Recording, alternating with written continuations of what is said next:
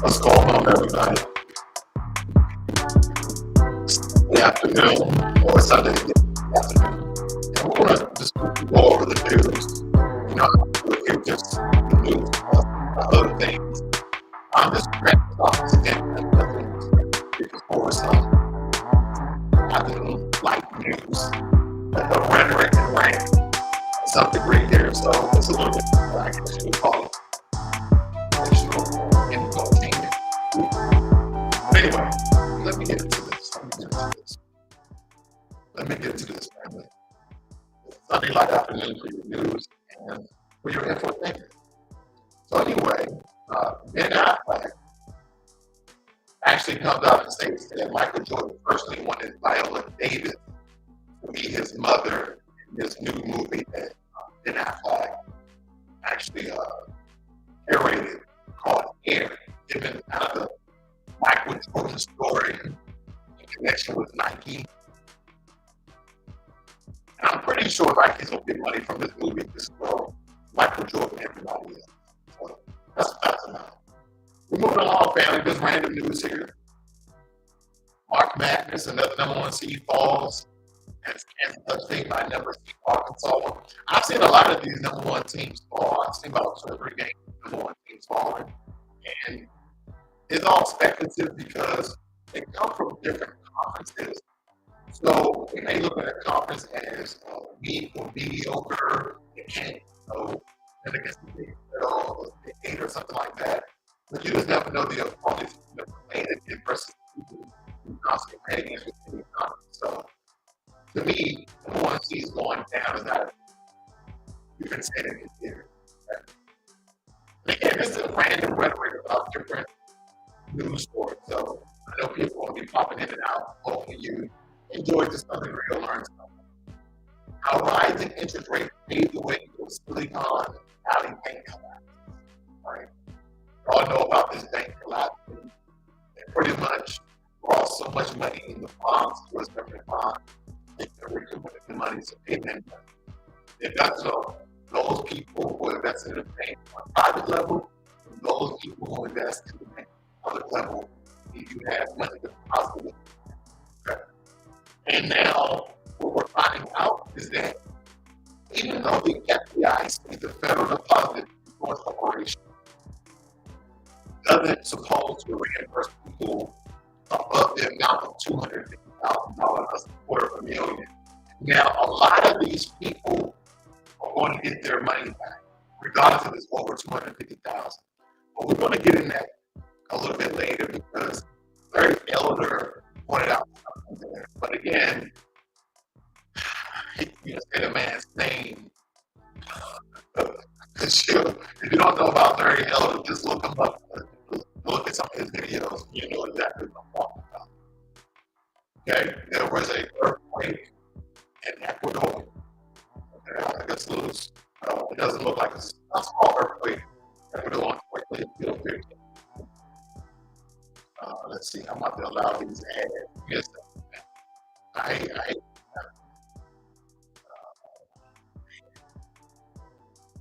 always bothers me every single time. Give me 1 second. Even though I might have to skip that story for that. All right.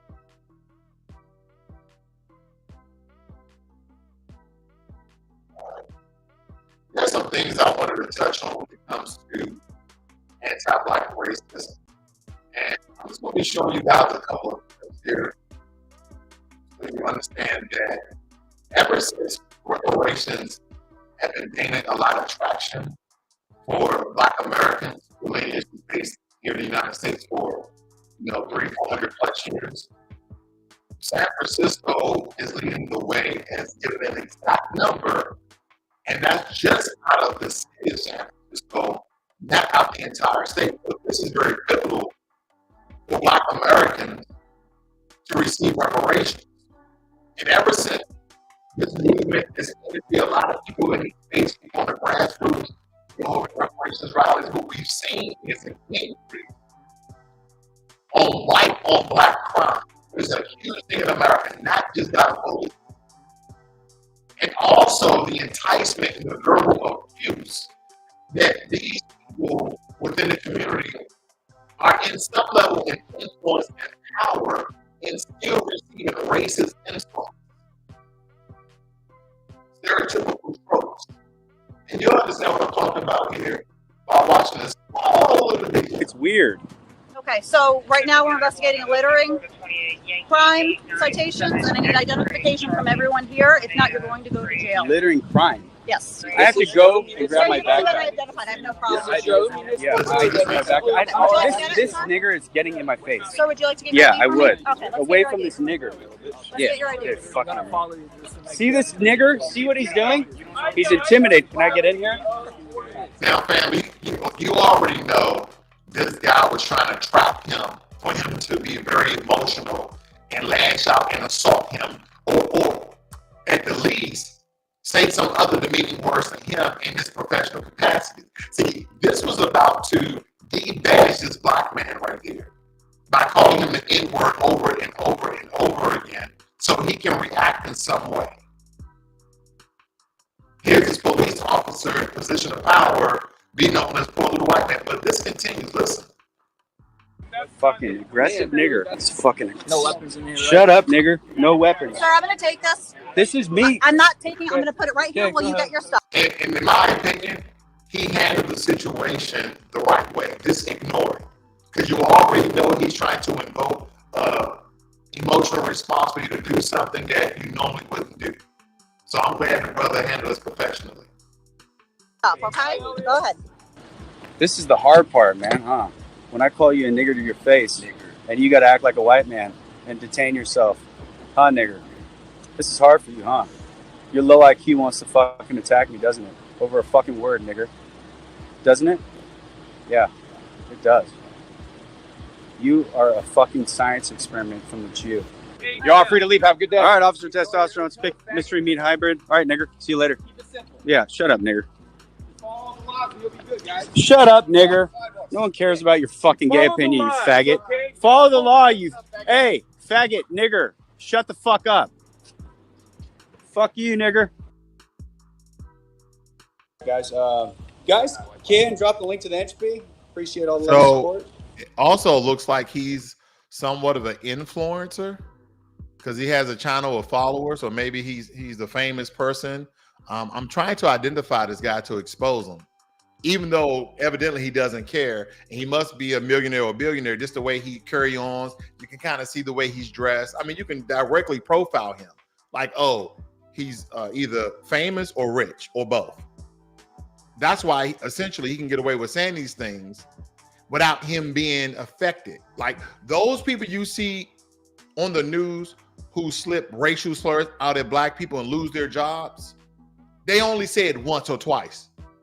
Someone who's dressed in flamboyant and he's a well-shaven white man. Again, I'm profiling. He's a well-shaven white man, got a pink blanket on, so he's some sort of fly player millionaire. You can easily profile these guys. And the only reason why he can do this and not be ashamed or apologetic, because whatever amount of money he has, he's perfectly happy with. He knows that he can possibly live the rest of his life off the amount of money he has. Another thing is this. In the heat of the moment, they say a lot of things they mean, but don't want people to hear. So, in the next month or a couple of months from now, if you hear him publicly apologizing, then you know why. That means he made a couple of business deals, it didn't go right, or they denied him to work with him, and he's losing money. That's the only way these guys come out and apologize, because he means what he said. He said the N-word over 12 times, I believe. And he's not even done yet. So this is how you can profile these guys. Hey, great work today, guys. Everyone hold their cool. Good work. That was awesome. Romans up for everyone here. Romans up. There we go. Romans. Good work. Look at the Hitler signs. Good work. All white I can't supremacy. believe how corrupt this shit really is. I mean, I can. Look at But this. that was nice, guys. I'm going to check. Thank you for the donations. I'm going to read it right now. And he has a driver, I believe. We did. We made $33. Oh my God. Good. You made $33. Good. 33 show confirmed. 33 bucks show confirmed. Thank you guys. Thank you very much. Thank you so much. Thank you. And he kept yielding the High Hitler sign in our last part of the videos with his other white supremacist friends. I get confused about the Hitler sign and the Hitler salute or whatever. The only thing that's really weird is that they lost the war. The Nazis lost the war. Evidently, the world didn't want to see the third rank of Germany, the Nazis, to take over the world. Evidently, the world got together and say, no, we're not going to let this happen. You're not going to rule the world. So a bunch of losers are getting together, still hailing the Hitler sign, like white purity. But again, I digress, family. I digress. I mean, there's other things in life within the Black community we have to worry about, right? Like this. Things like this, family. Hey, yo, some regular kids on I-15. Oh my God, bruh. These ladies were in Walmart shaking their breast out in the open on camera. And the security camera, I'm gonna let y'all hear that again. I'm gonna let y'all hear that one more time. Hold on. Hey, yo, some regular kids on I-15. Oh my God, bruh. Hey, yo, some regular kids on. He said there's some raggedy cities on Al. He's on the intercom system. So I'm believing he was security. One more time. Hold on. I'm sorry. One more time. You got to hear that. Hey, yo, some regular kids on I-15. Oh my God, bruh. Doing it for the gram. I love it. Doing it for the gram. Now, here's a funny story too, family. Not so funny. Pence says an arrest of Trump will be a political charge prosecution. After all what Trump said, Michael Pence is like, well, if you lock up Trump, it'd be really bad for the country. Michael Pence, do you know that Donald Trump sold you out and snitched you out? Like, are these people so in love with Donald Trump or the idea of Donald Trump that he can literally rat you out, lie on you, right? Try to frame you, and you still got his back? Boy, the system of white supremacy is so strong, family. They are so well connected. They are willing to die for the ideology to stay in place, for them to reign supreme. And some people, I go on other social platforms and we'll use the term white supremacy, right? Well, I just don't believe there's no white person supreme over me. I say, you're missing the point. Tell me something in the world, anything that Black people own, operate, and control. We don't even own, operate, and control our own culture because that has been stolen from us or being slowly depleted from us. There's a lot of things that Black Americans have created in this country and other groups of people. Other groups of people. And I mean other groups of people, family. I'm not just stating, non-Black people.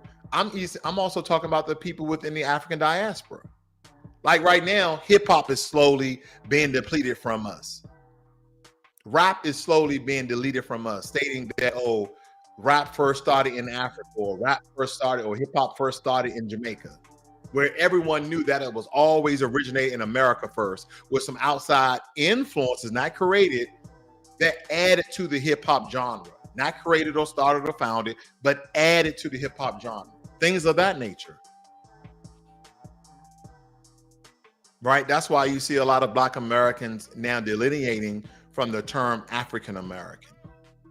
because we understand that we are a different tribe. Here's something else too I want you guys to think about when I look at this. You know how a lot of African immigrants, and I mean a lot, I've met a lot of them, I've been to the African continent a couple of times, that when it's something positive, they delineate themselves. Oh, I'm Nigerian American. And you heard this before, right? I'm not going to go on a rant about that. And not just the point when something negative happens, that's them Black Americans, right? But here's the thing. Why is the term African American being used in the United States of America to describe Black people? Now, granted, there is African Americans here. Those who were born, raised in Africa, came over here and got their citizenship. Yeah, they are truly African Americans. We need to be differently described as a class as Black Americans or foundational Black Americans or U.S. Black freedmen. There needs to be a separation there.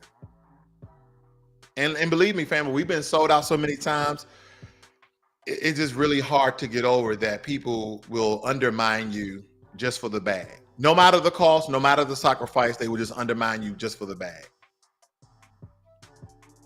But when it comes to this brotherly love, I have no idea why Michael Pence then totally turned his back on Donald Trump. But again, these are some of the biggest whores in the world, politicians.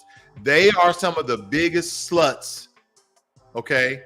Whores, prostitutes in the entire world. They will do anything for money and power. They'll do anything to maintain money and power.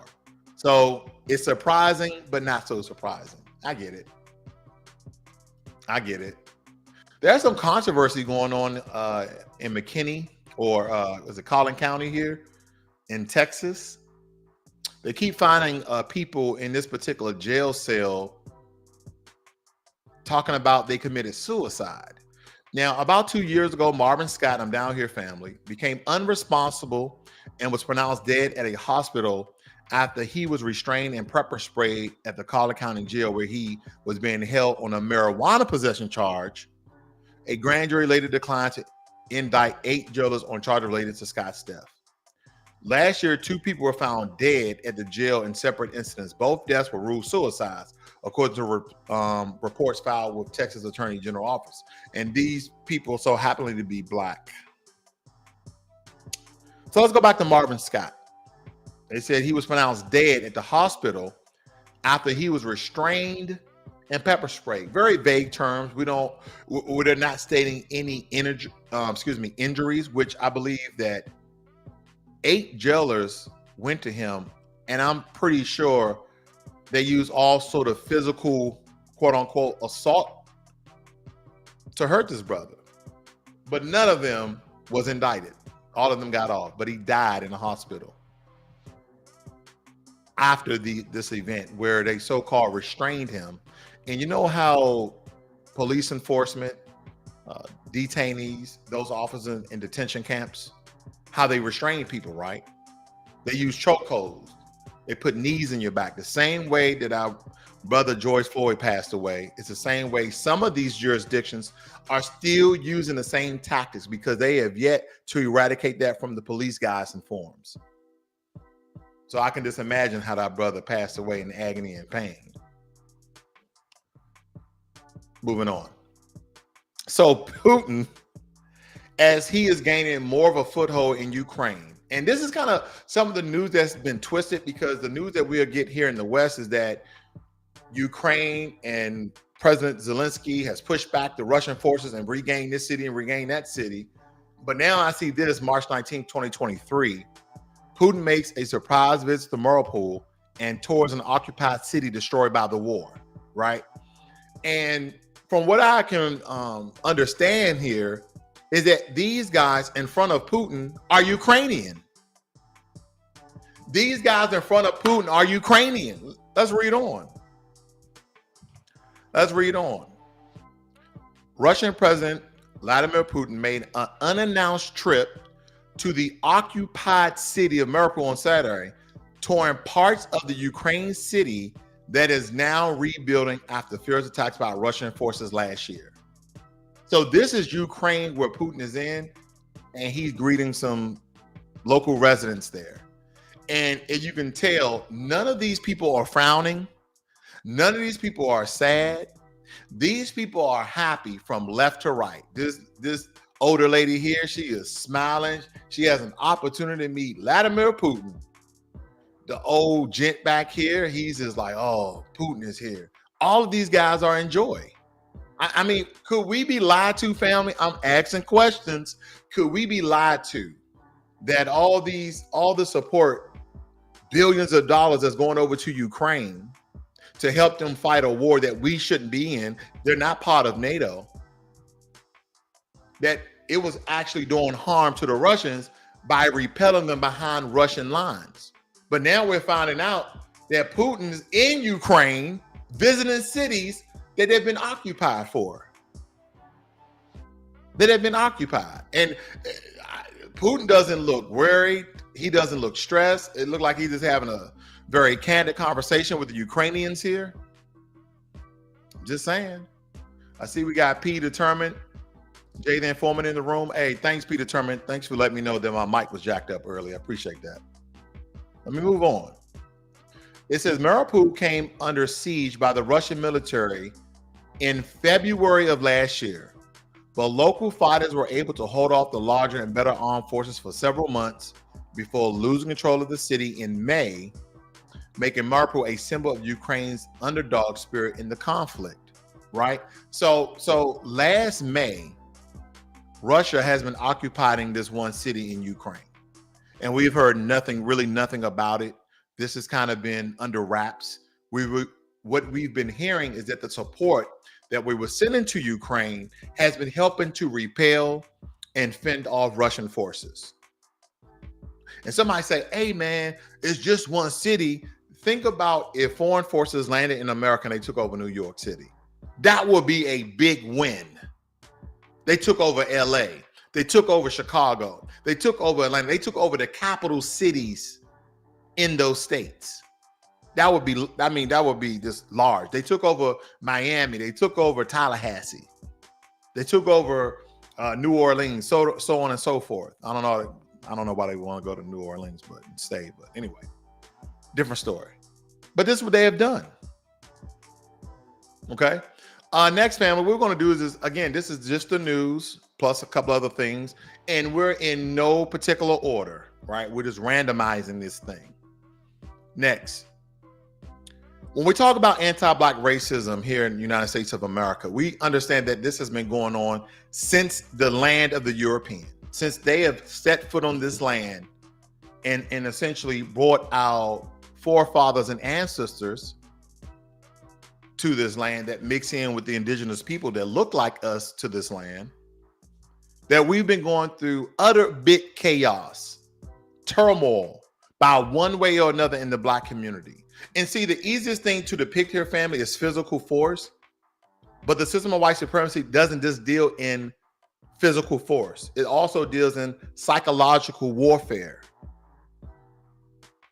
by constantly showing Black people being criminalized on TV through movies and shows that we actually support. I can name old school shows like Boys in the Hood, New Jack City, and in some essence, King of New York. And then you can come full circle and look at the Power series.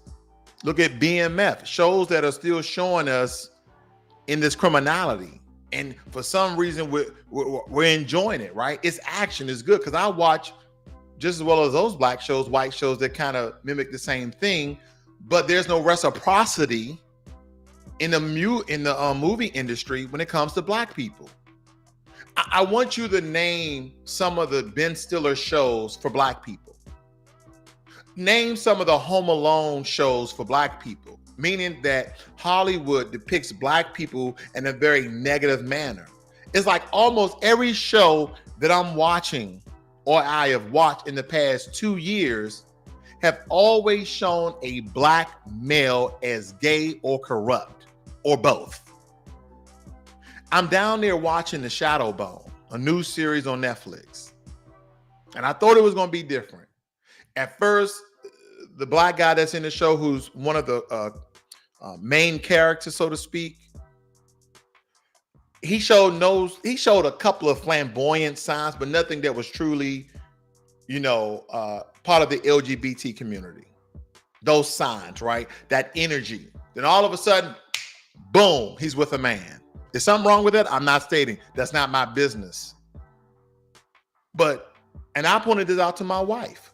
Scene after scene after scene. He wasn't even one of the 2 or the 3 or the 4 or the 5 main characters. He was just part of the group that was supporting the main characters. And if you guys seen it, then you know what I'm talking about.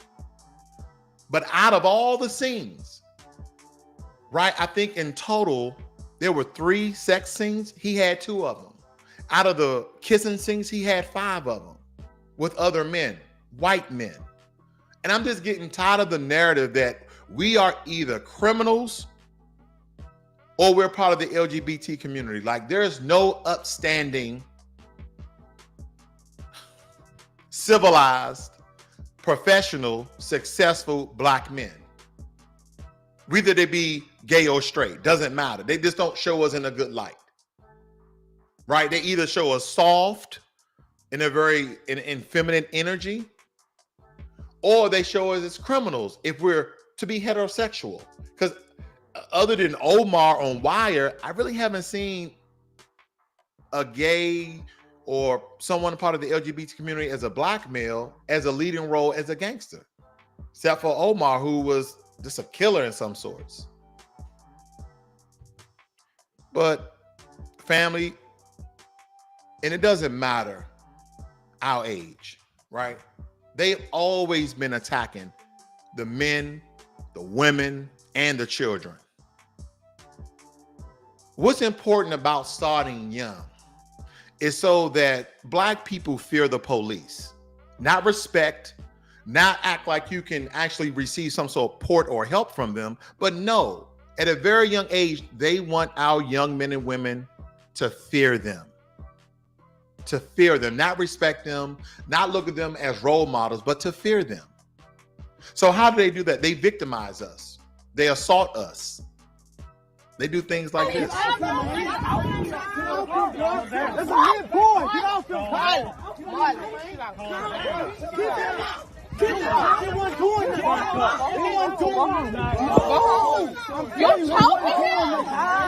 Choking him.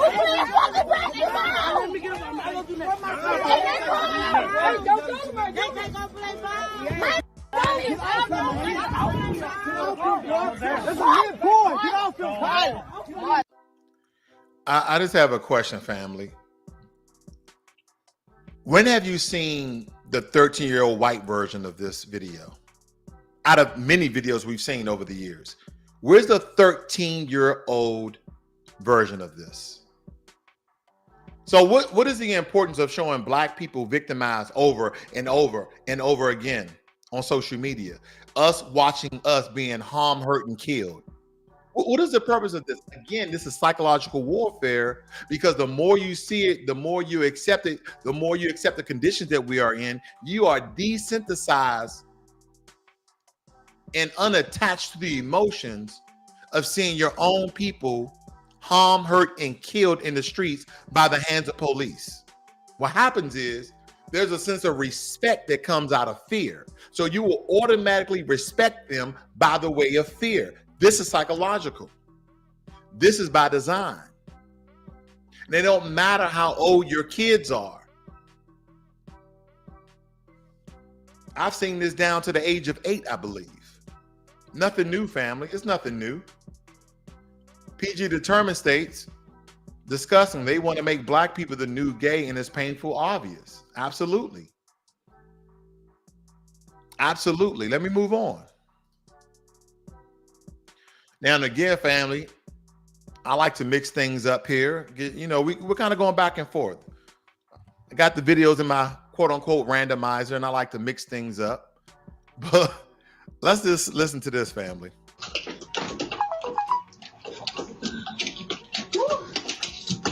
Oh, why would y'all not go? Jesus Christ. Oh, okay. Look, I'm not gonna kill him. No, you're not. Fuck, you shit like a fucking puzzle. Okay, I'm gonna go to mom's bathroom to help you. Yeah. I'm trying. Already coming out. Oh my God! Why would y'all? Well, they try to break it to Fort Knox. It's coming out. Oh shit. Oh shit. Oh my God. Stop. Go. No. Go. Go ahead, pee, girl. Go ahead and pee. She peeing right on herself. Go ahead and let it out. It's the pressure.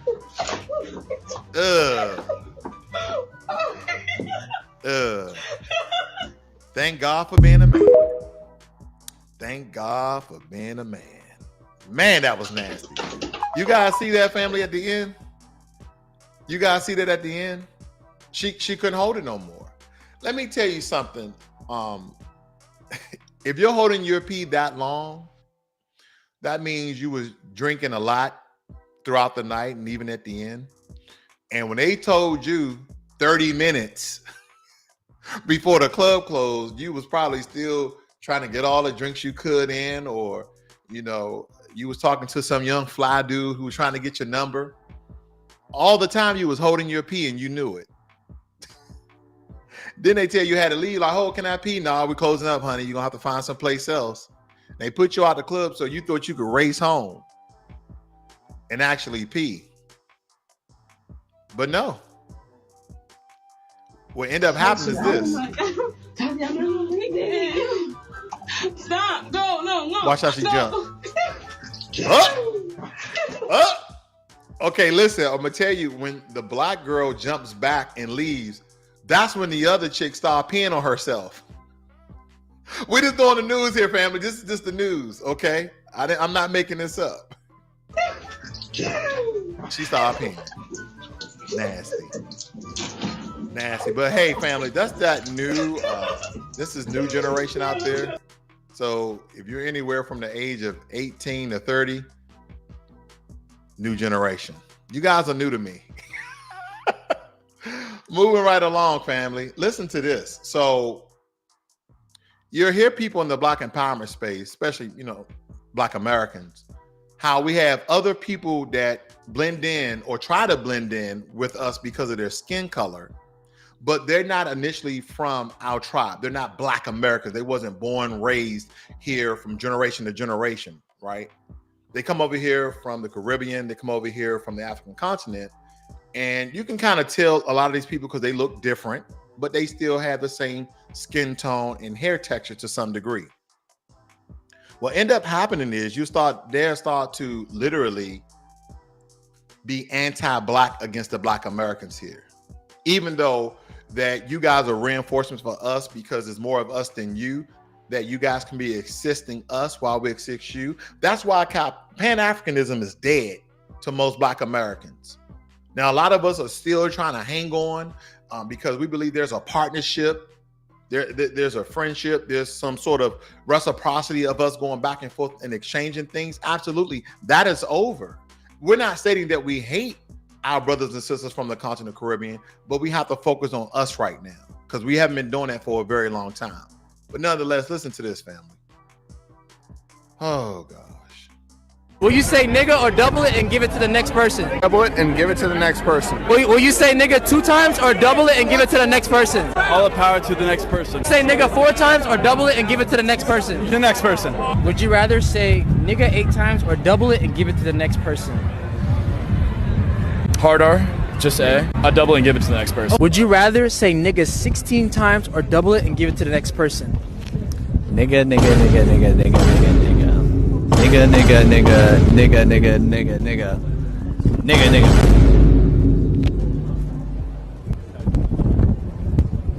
Will you say nigga or... This is so stupid. This is stupidity. This guy looks like he's from Ethiopia or Somalia. Let me read here. Oh, Somali YouTuber giving white people an N-word pass.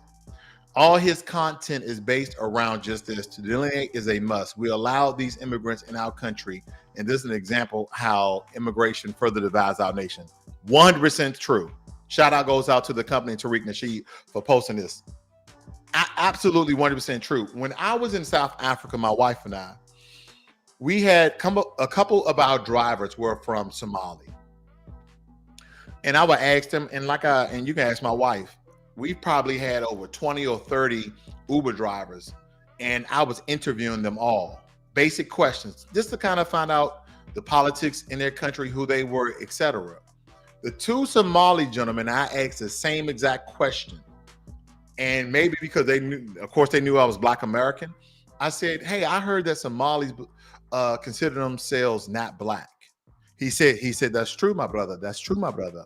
But no, I am Black. I am Black. They used to always say that. They know that their countrymen don't consider themselves as Black and set themselves above, quote unquote, Black people. But those two consider themselves Black. But of course, he could have just been real with me. No, we don't consider ourselves Black. Neither do I. And I probably would have asked, why is that? But I never got that answer, right? Probably protecting their assets, you know. And one like I was going to tip them anyway. No, I'm being serious. But anyway, have you guys heard that Mike Pence was also hiding documents at his house? See, when we cover Mike Pence, we were trying to figure out why in the hell would Mike Pence back up Donald Trump? You want me to go back, family? Let me go back. Right here. Mike Pence says an arrest of Trump would be a political charge prosecution. That's in support of Donald Trump. After all the things that Donald Trump said about Mike Pence and tried to frame Mike Pence, why in the hell is Mike Pence having Trump's back? Why are you supporting Trump? If he's going to jail for doing illegal shit, then he should go to jail. I don't care what level of political power in leadership you've obtained. I don't care. But here's the thing. Why is Michael Pence, after all the treachery that Donald Trump had taken him through, and people threatened to kill Mike Pence out of the quote-unquote MAGA crowd, why in the hell is Mike Pence supporting Donald Trump? Because classified documents found at Mike Pence's home.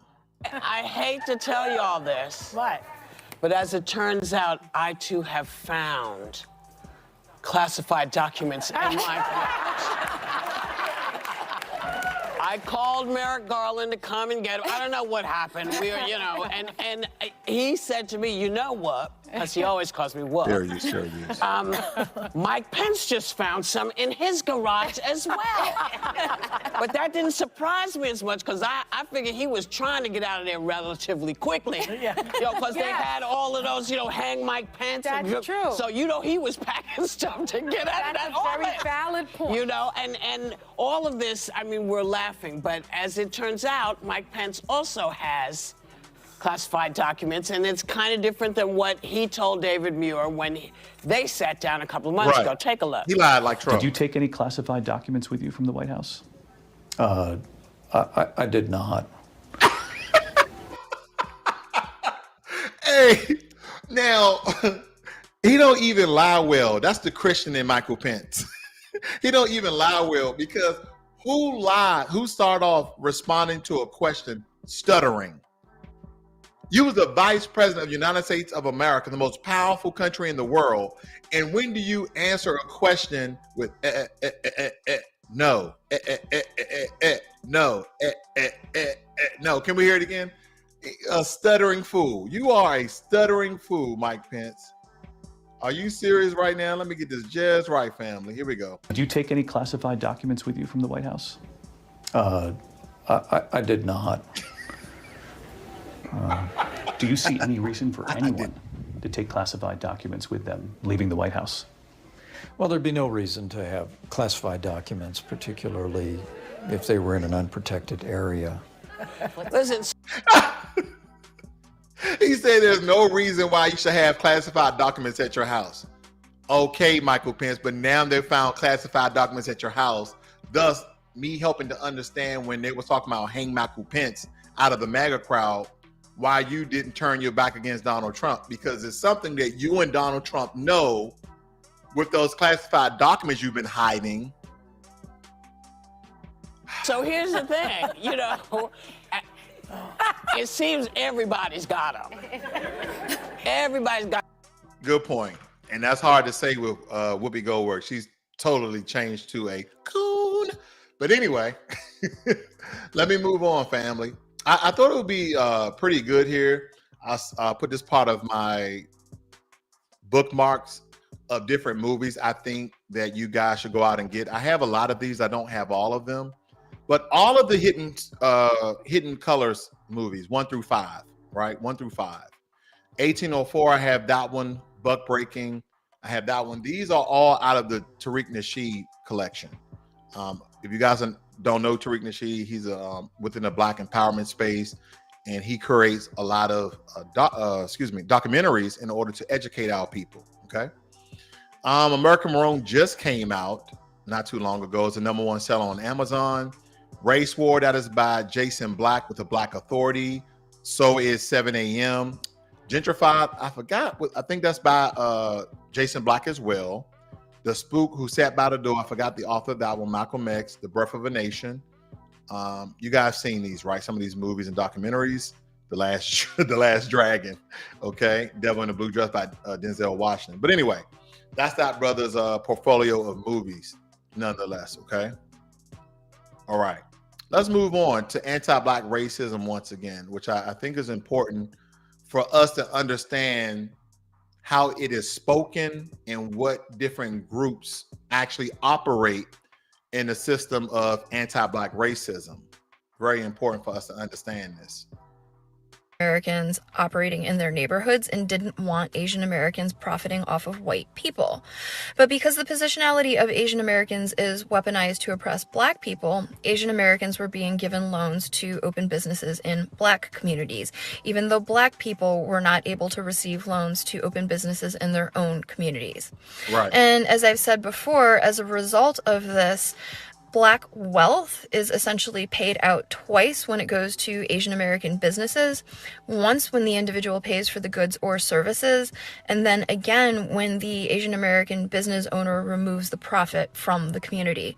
Because usually people open businesses in their own communities, and this is mutually beneficial, where the business owner is making a livelihood off of providing goods and services to their community.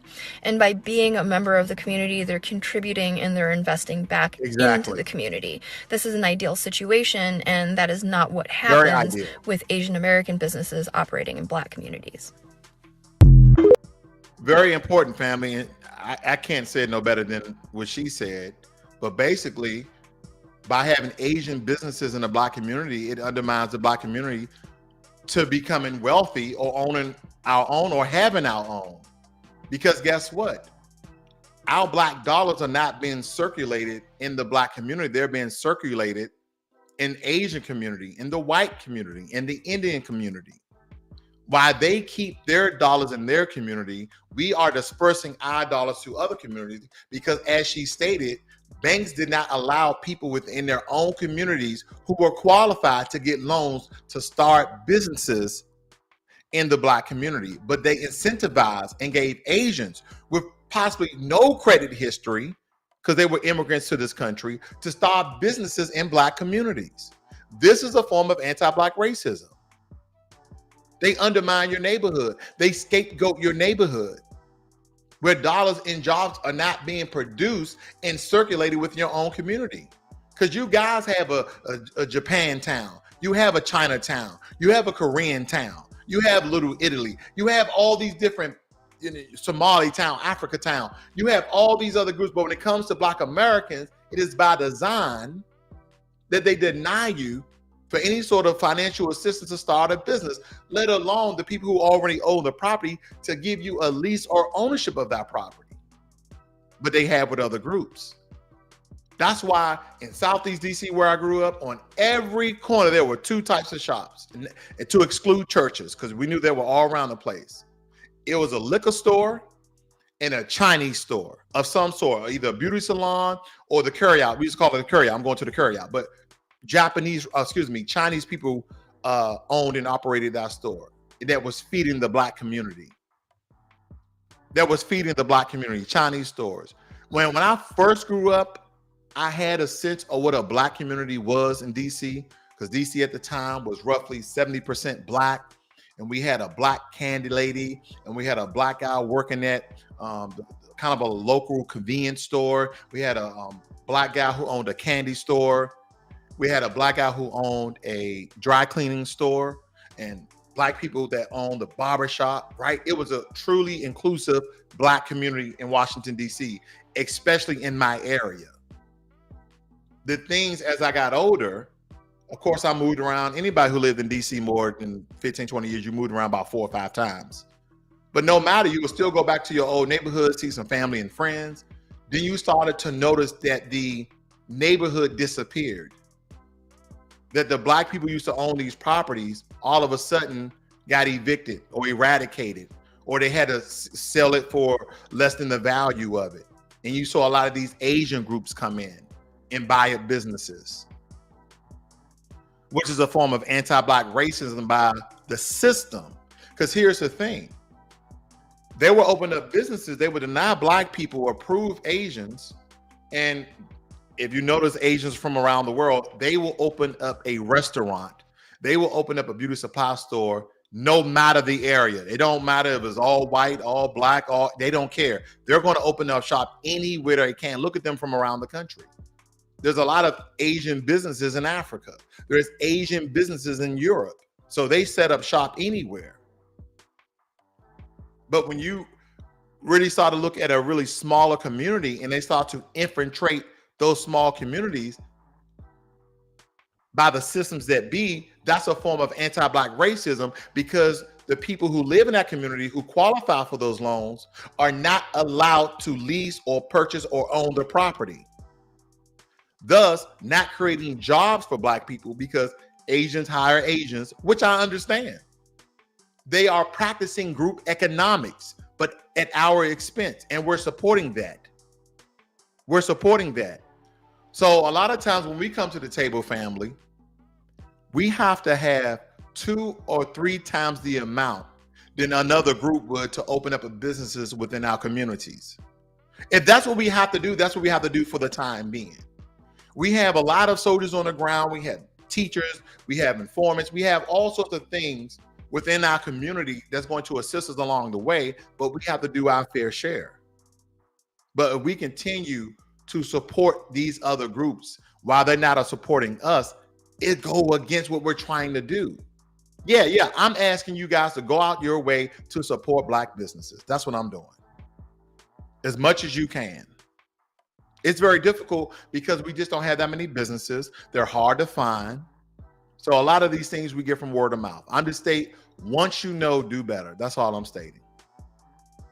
And this is not anti-Asian, this is not anti-white or nothing. I'm just stating that other groups support each other economically by doing business with them, and we need to do the same as well. There you have it, family. You guys have a great and wonderful day. And I'll see you guys on the next one. Peace.